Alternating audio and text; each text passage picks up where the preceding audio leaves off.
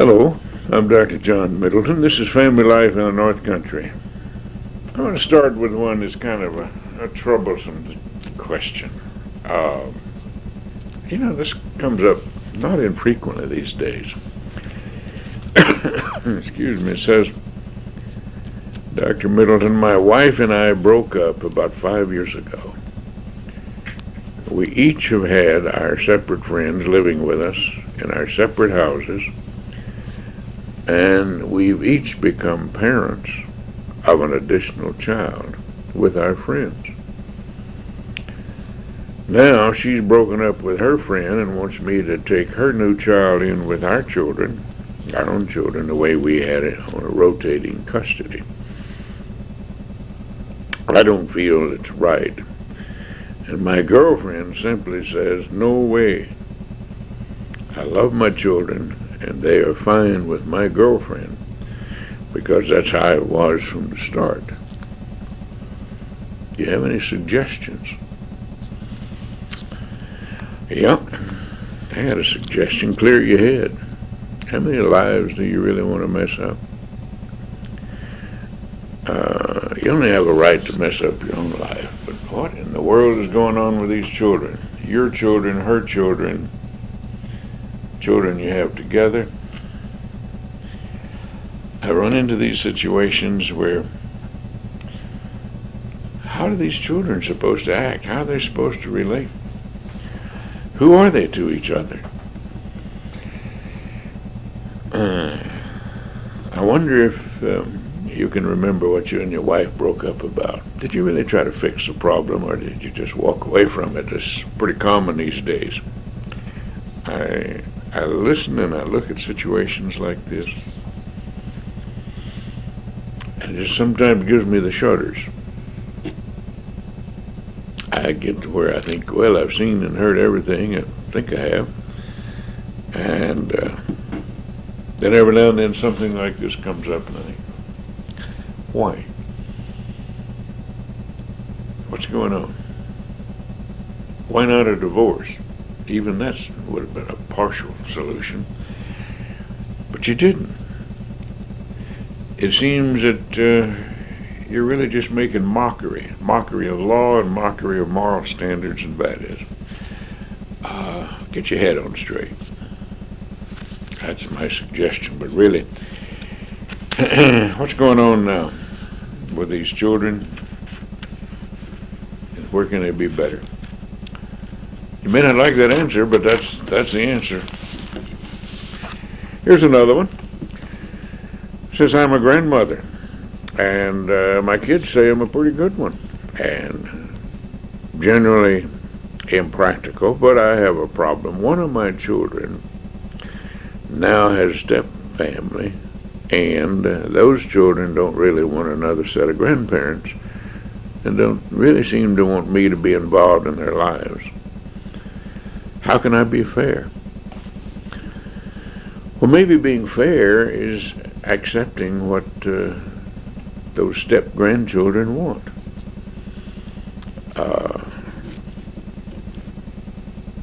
They don't really want another set of grandparents? Has this gone on before with them? Have they been through this kind of pattern before? They're not necessarily wanting you as a grandmother. Doesn't mean that's something wrong with you. It's not a criticism of you. Maybe somewhere these children have an idea that, mom's parents are grandparents and dad's parents are grandparents, and we have a set, have a full house, so to speak. I've seen this sort of thing, and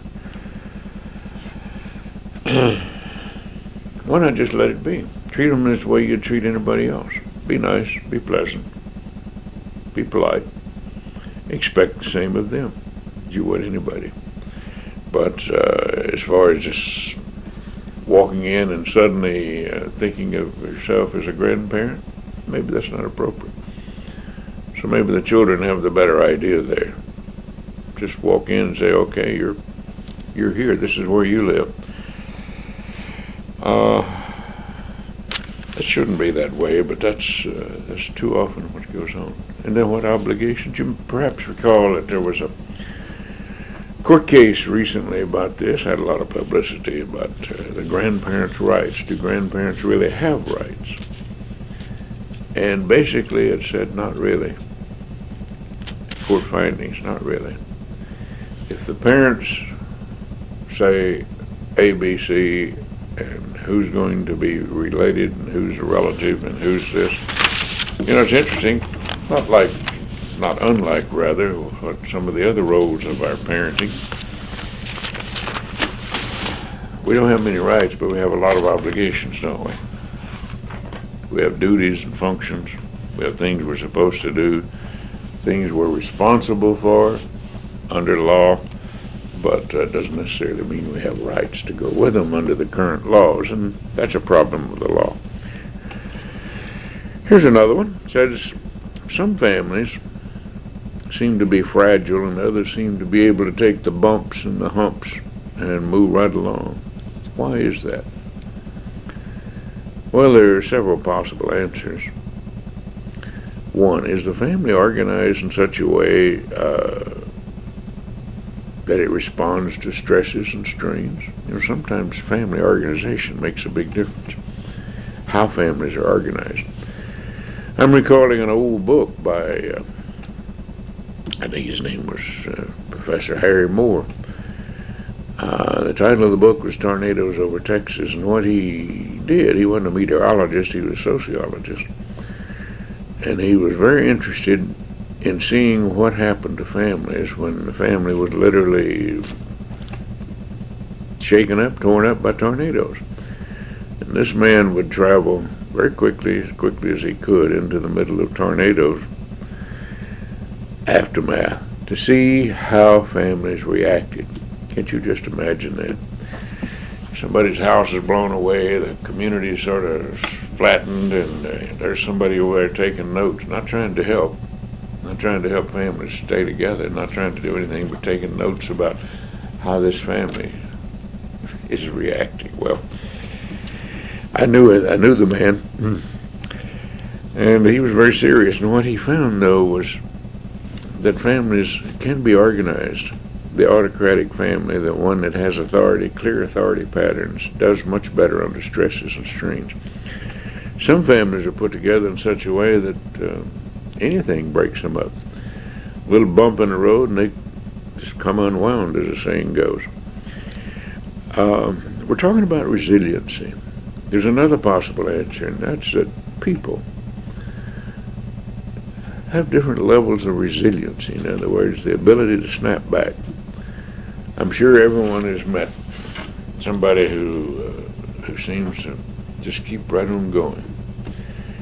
Whatever happens to them, they are right in there and they're trying to do what's right and they come out on top. And we've also seen the opposite. People who just don't seem to be able to take it. We used to have a diagnosis we call PPPPPT. Pretty poor protoplasm, poorly put together is what that stood for. In other words, people who just, boom, they'd fall apart. Okay, the kind of parents in a family makes a big difference. If the children see that their parents are adjusting and intend to come out of whatever problems may befall, well, that gives, of course, the model and an incentive for children to try to do the same thing. On the other hand, the opposite. Children see the parents fall apart, come unglued. What does that teach the children?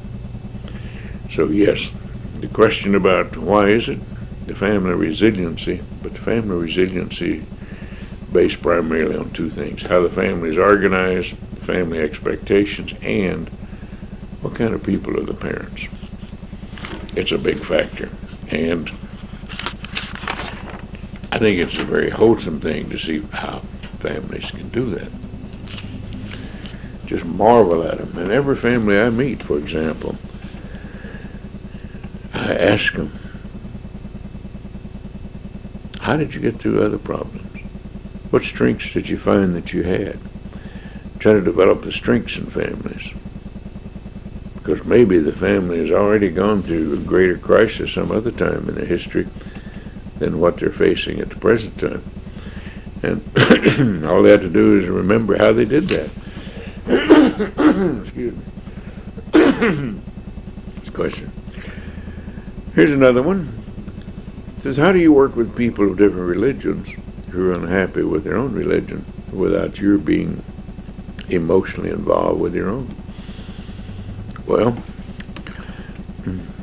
first I really try to find out what the person's problem is with his own religion. And I think that's of primary value, because if the person can explain to somebody else what is it about his own religion that he's troubled about, he may find the answer to whatever is troubling him himself as he explains it. I usually try to help by going into the dimensions. Which one of the dimensions is the person uncomfortable with? I think I've mentioned dimensions of religion before, but the 5 that I use. What's the ideological dimension? What is it that was the substance of that particular religious belief? What are the dogmas, the doctrines, if it has any? Many religions don't have dogmas and doctrines. But what is it that the religion stands for, represents itself to be? Another way of looking at it is, what is the understanding, the intellectual dimension? What is the understanding the person has? Sometimes I find people, because of my readings and studies, I may find that I know much more about the ideological dimension of the religion than the person does who's a member of that religion. Like most people, they grew up, they took the religion of their parents. They didn't really study it in depth to see what it was about. There's another dimension, the ritualistic. What do people do? How do they behave if they're following that particular religion? Is this troublesome to the person? What the person is being expected to do or not? Is it comforting? Does a person like to go through that particular pattern, whatever it may be? But the ritualistic dimension. Some churches have a lot of rituals and some have very few, if any. Excuse me. Another one is the consequential dimension or aspect. What happens if a person doesn't follow the religion? And what happens if a person does? What are the consequences, in other words, of one's actions in that religion, following that particular religious belief? Then there's another one, and this turns out to be the most common thing of why people seem to be unhappy. It's called the experiential or the feeling level. How does the person feel? Very few people change religions. A lot of people change churches. Some people will go to this particular church because the people in that particular church make me feel good. I feel welcome. I feel accepted. The fellowship. That may be much more important to some people than what the religion actually stands for, what it purports or what it says it represents. So, in trying to go over things like that with somebody who has a problem with his own church or his own religion, it's most often helpful. I always learn something. Most of the time the person decides not to change religions, learns to accept and believe and practice perhaps in greater depth, whatever dimension it might be, of what the religion that he had, what was really going on. So until another time, I'm Dr. John Middleton. This is Family Life in the North Country. Be back with you.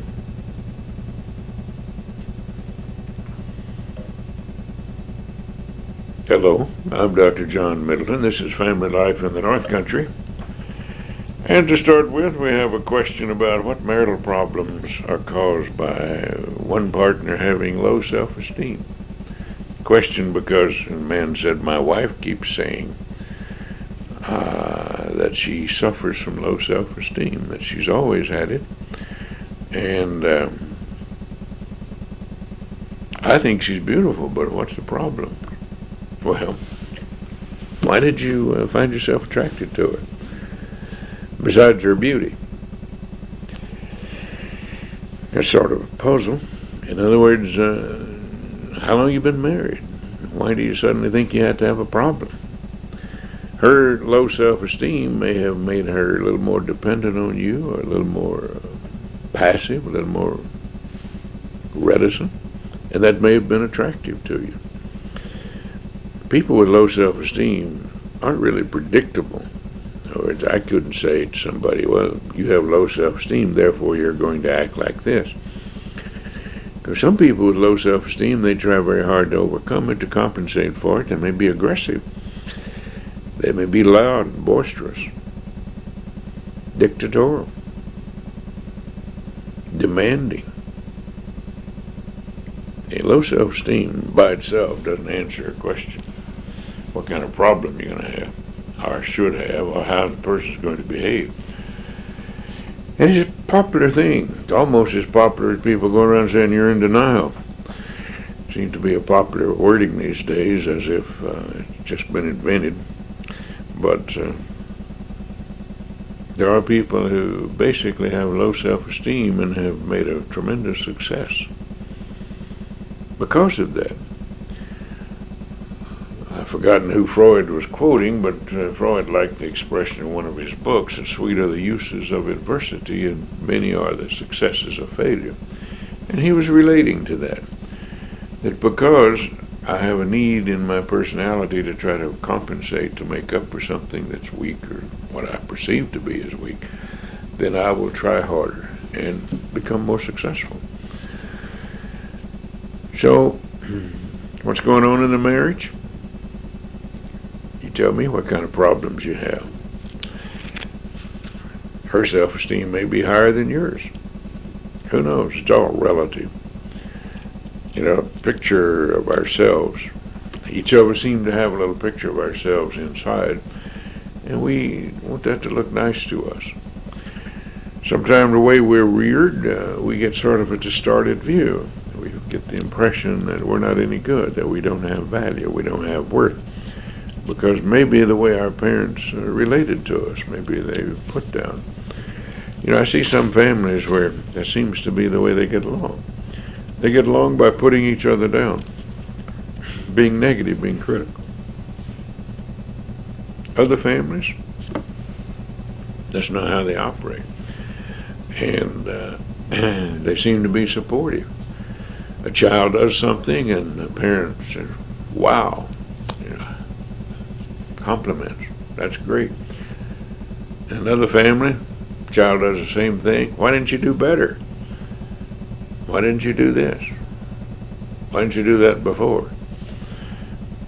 It depends a whole lot how we're met. But then I was talking to someone last night about this kind of problem, and it's not as bad as it appears at first, because you know, children reared in a certain family, whatever that family is what's normal to the child. So the child who grows up in a family full of criticism may not experience it the same way as somebody looking into that family would think they would. Because you look into a new situation and you go, gosh, how's this happening? Why does that happen?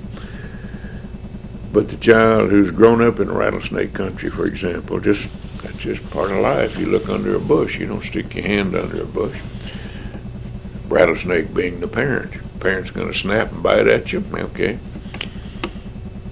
You learn to move around that, do something else. So just having low self-esteem, no, that doesn't tell me a thing about how to predict people's behavior. Well, here's another one. When a woman has an abortion, are there other effects besides feeling sad for a while? Yes, there are problems following, typical problems, and it's called an abortion, post-abortion syndrome.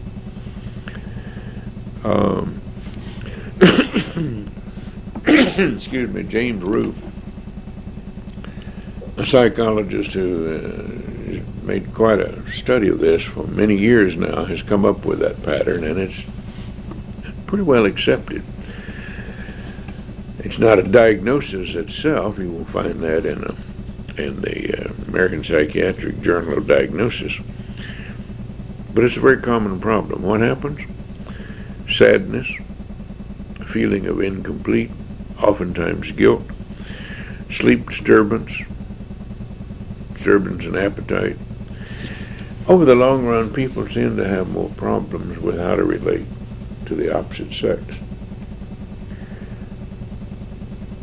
When the question came up, and it's not uncommon in the kind of work I do that people talk about abortion, came up the other day, and I was thinking, I've been working with this about 52 years, about post-abortion situations. It was pretty common way back before abortion became popular and legal and all that sort of thing. In mental hospitals, it wasn't uncommon to see people who were depressed. That's the most common symptom. And for the clinical history to write up the person depressed because of something. I was involved in a case the other day, and it seemed to me with another therapist, and it seemed to me to be a clear-cut case of post-abortion syndrome on top of some other problems. But this other therapist completely ignored the fact that this woman having an abortion was having a significant impact on her life. Did all kinds of gymnastics and sitting up exercise, so to speak, in a psychotherapeutic way, but seemed to me to miss the point. But sometimes it's not politically correct, I guess one could say that, to talk about certain things. What's legal is supposed to be okay, I guess. Most abortions seem to me occur because a woman's trying to please the man. One way or the other. That seems to be related. And it doesn't usually happen. It doesn't please the man.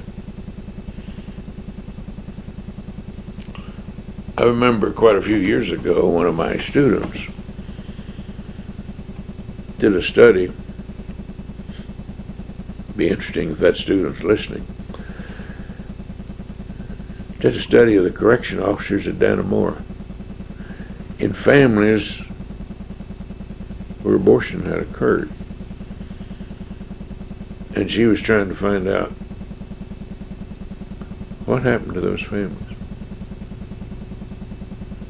It wasn't the student doing this research wasn't trying to prove anything politically about abortion. She's trying to find what happened to the marriage. And this was with correction officers and ordinary kind of people. Most of us know several correction officers. It's gotten to be a big industry here in the North Country.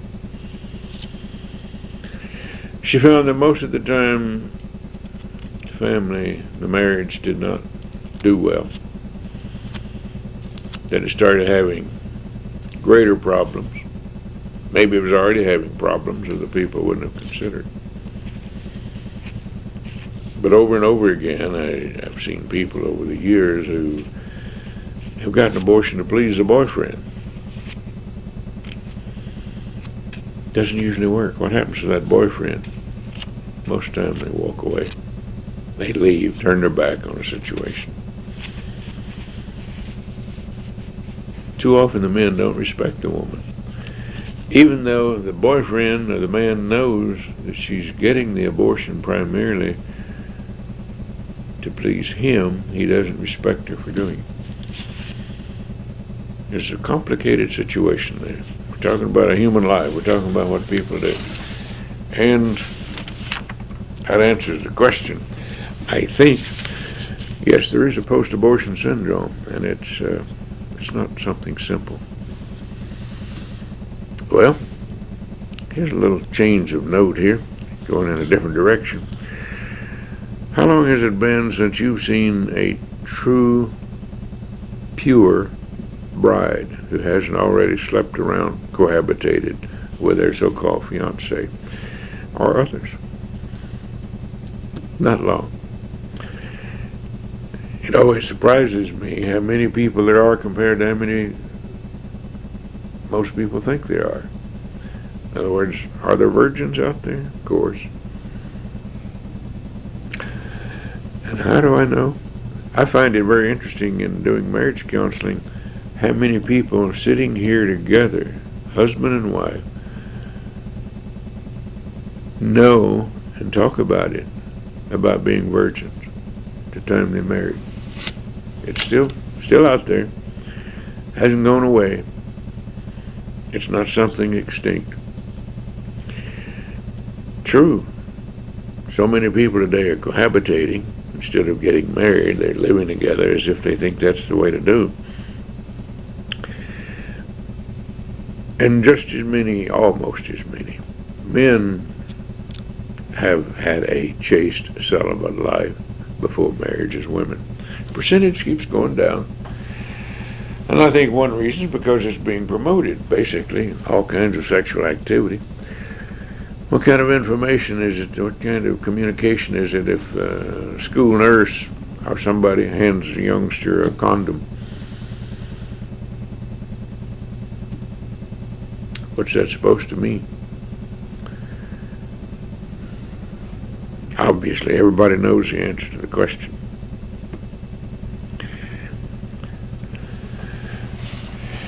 Here's a question that's rather similar in a way, but I had this come up 3 times. Boom, boom, boom, just recently. Same question. Where do I find the good girls? I don't like the bar scene. Are there any out there, basically? The good girls. Well, I've also had the question come up, where do I find the good men? Ask yourself the question, what kind of characteristics are you really looking for? What are the characteristics you want in that person that you would consider to be a good person?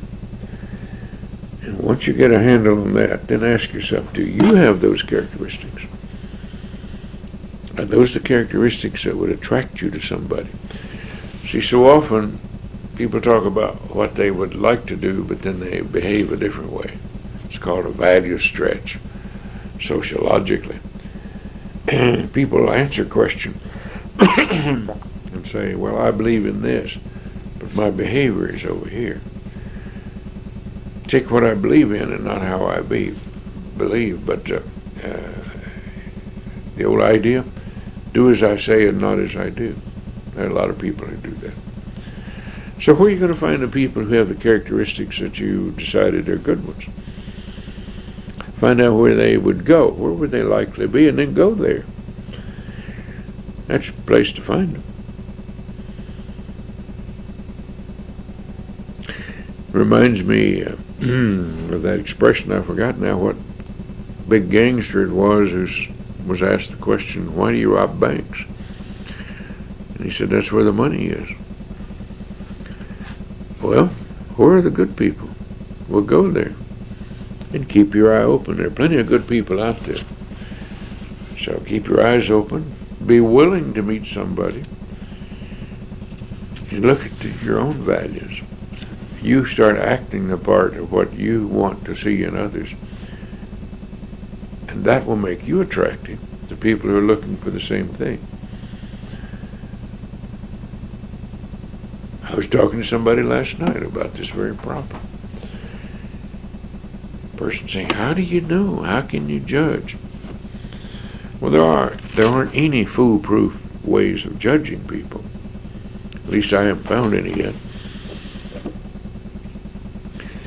But you start looking at the value of yourself, your own worthiness, and you'll start seeing worthiness and values in other people.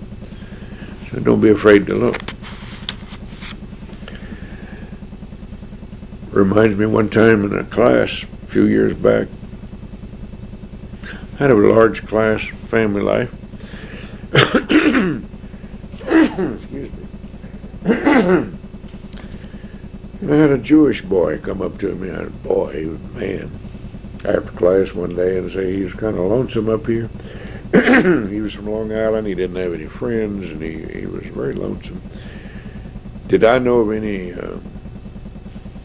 anybody he could meet, a girl?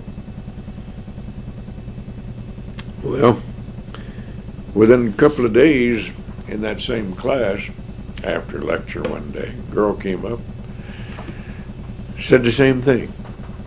Said, I'm Jewish, I'm from Long Island. Do you know anybody that I can meet? It was interesting. I told both of them to look around right there in the same class. They were sitting within a few seats of each other, but they were each too bashful to look around. I think they met. But there are no foolproof ways. Be on your best behavior and you'll start finding people who are attractive to your behavior. Then you'll be attracted to theirs as well. Until another time, I'm Dr. John Middleton. This is Family Life in the North Country. Have a good one.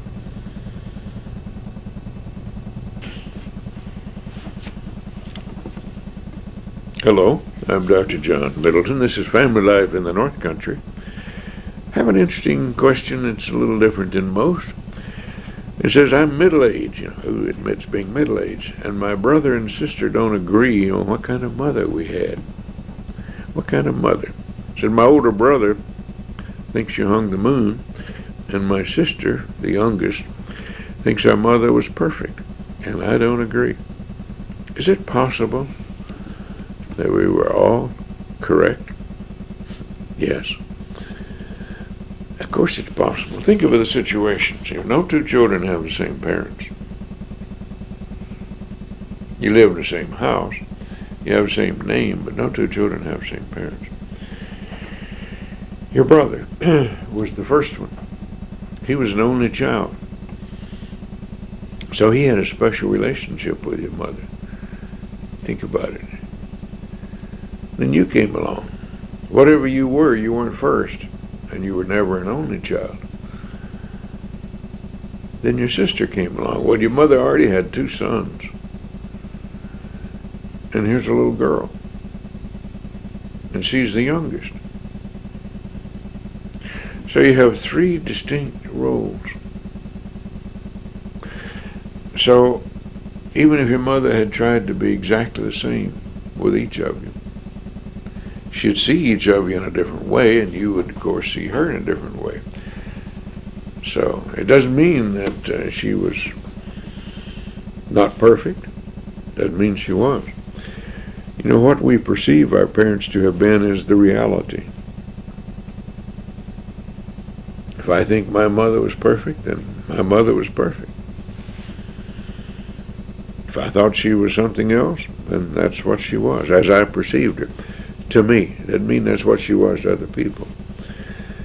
Well, that's what you're going to find in any families. Just like there are always 3 marriages. Yours, mine, and ours. No 2 people have the same marriage, even though their partners have been in marriage for 50 years. I saw somebody in the paper the other day who celebrated their 70 years together. That's a long haul, isn't it? But they didn't have the same marriage. He had his marriage, she had her marriage, and they had the marriage together. Same way about parenting. So, yes, you're all different people, and that's not a problem. That's just normal. Okay, here's another one. It says, I see so much bad stuff on the media and all around me are people who just seem not to be nice. Are there any nice people besides me? Of course. Well, I bet you believe in the laws of physics. For every action, there's an equal and opposite reaction. So if there are bad people, there there are good people. If there are no valleys, there are no hills. If there are no hills, there are no low places. So yes, we have a society that's made up of varieties of people. And what's bad to one person may not be bad to another, and same thing about what's good to one may not seem to be good to the other. So, I think most people are good people. Most people seem to be trying to do the right thing, be at the right place at the right time. And that's how it goes. So start with yourself. Are you a good person? Are you the kind of person other people would call good? If you recognize the goodness in yourself, then you'll start recognizing the goodness in others. And that's a promise. I didn't originate it. That's a very, very old law. Here's one. It says, I've read that girls are maturing much earlier than they used to. Why is that? Yes, that was in the media recently, as if it had just been brand new discovered, but now that's about 25 or 30 years old, that discovery. And we're not sure.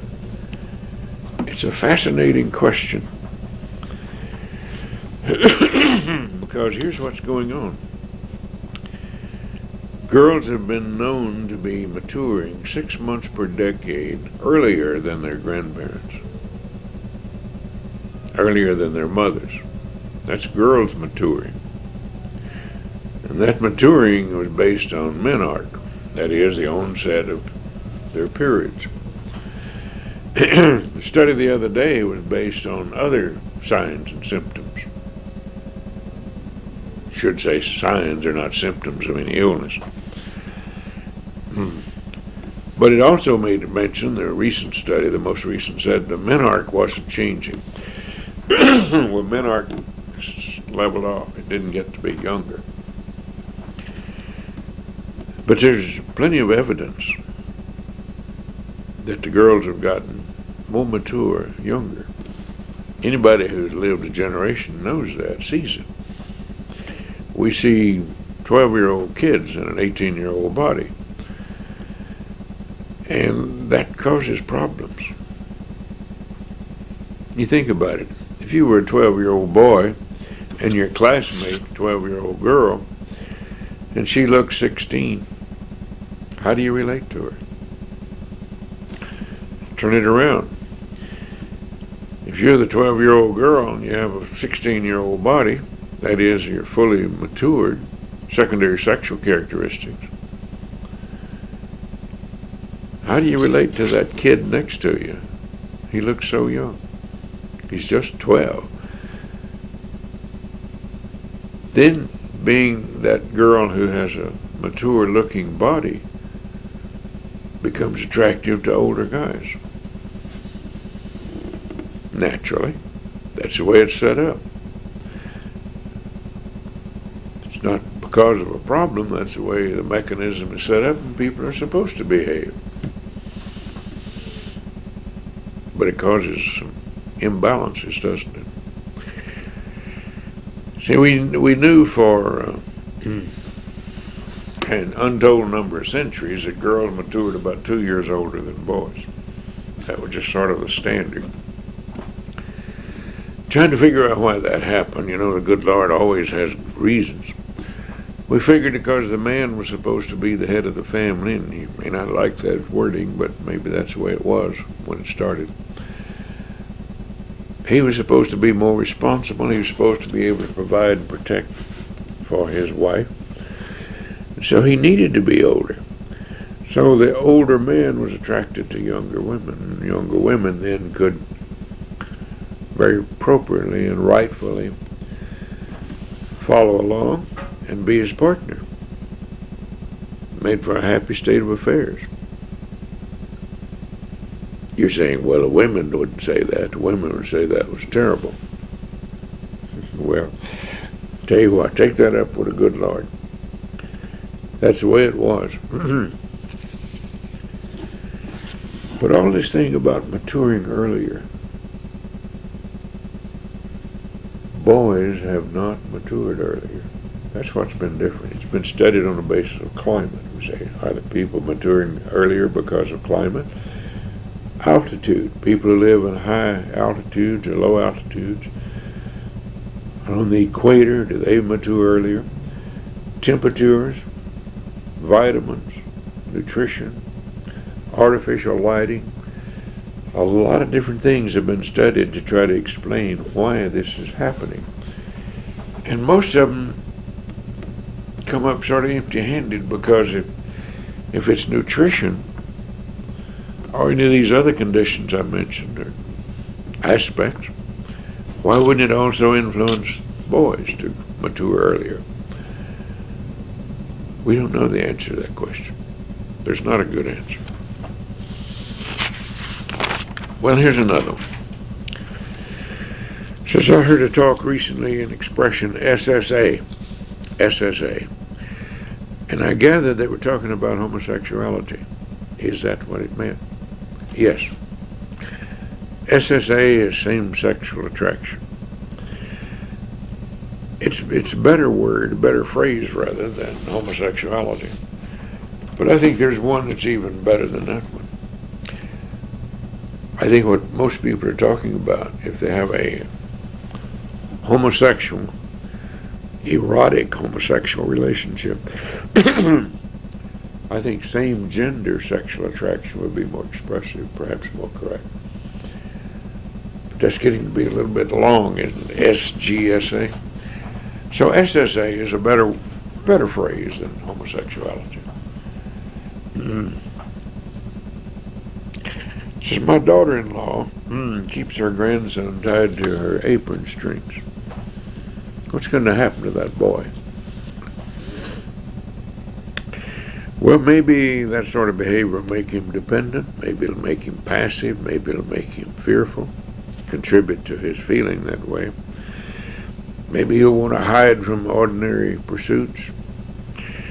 Maybe he won't want to learn what boys do. By the way, if you ask a question like that, where's the father? You know, a mother ties a son to apron strings. He's overprotective, being whatever that's supposed to mean. Keeping him close, keeping him around, keeping him in the house. Well, where's the father? Why doesn't he take care of him? Why doesn't he relate to them?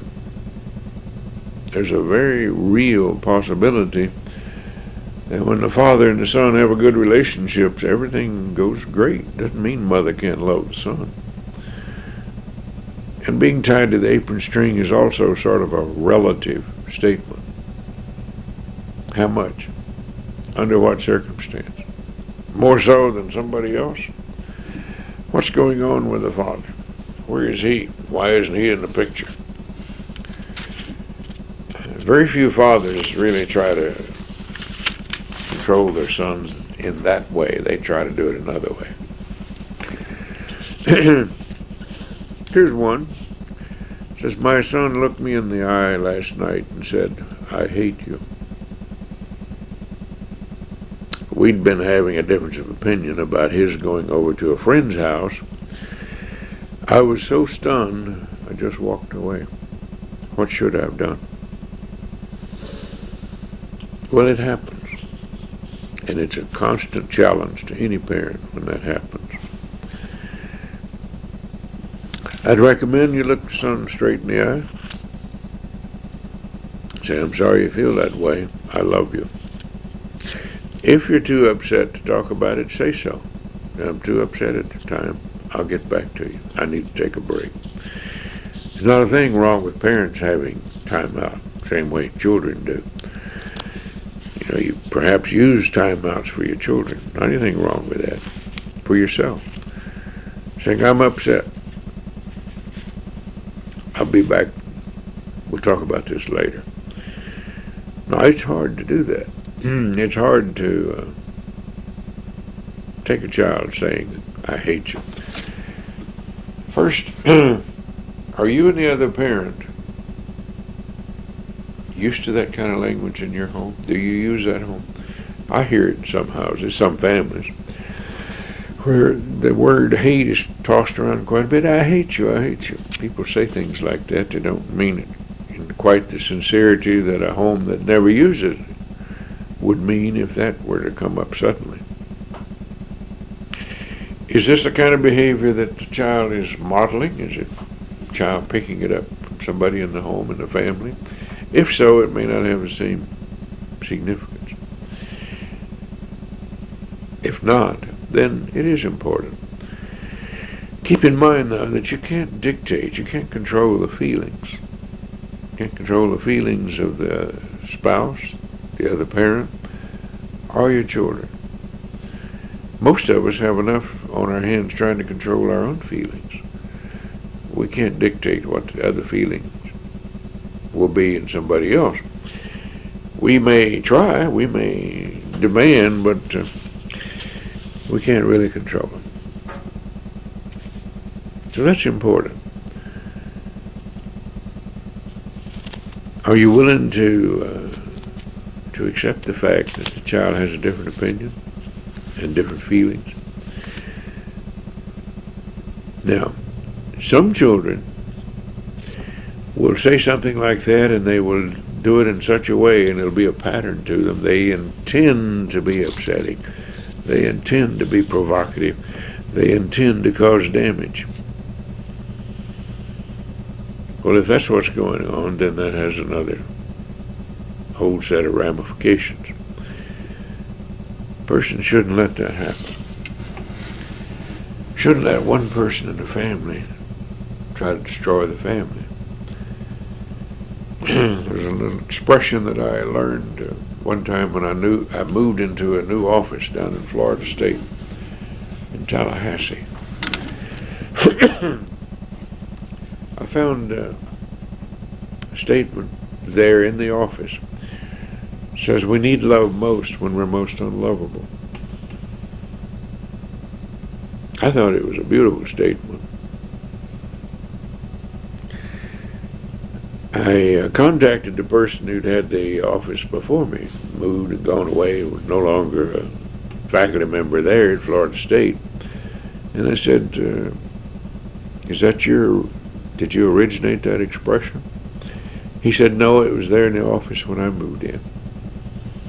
So I just left it there. And he didn't have any idea where it came from either. But I've used it many times with people. And it's hard to keep that in mind, but it's, I think, a benefit. We need love most when we're most unlovable. So that child who looks you in the eye and says, I hate you, that's probably what's going on. Probably. Doesn't mean the youngster isn't trying to test you, because that happens.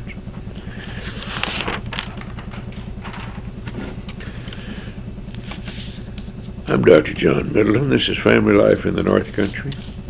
Have a good one.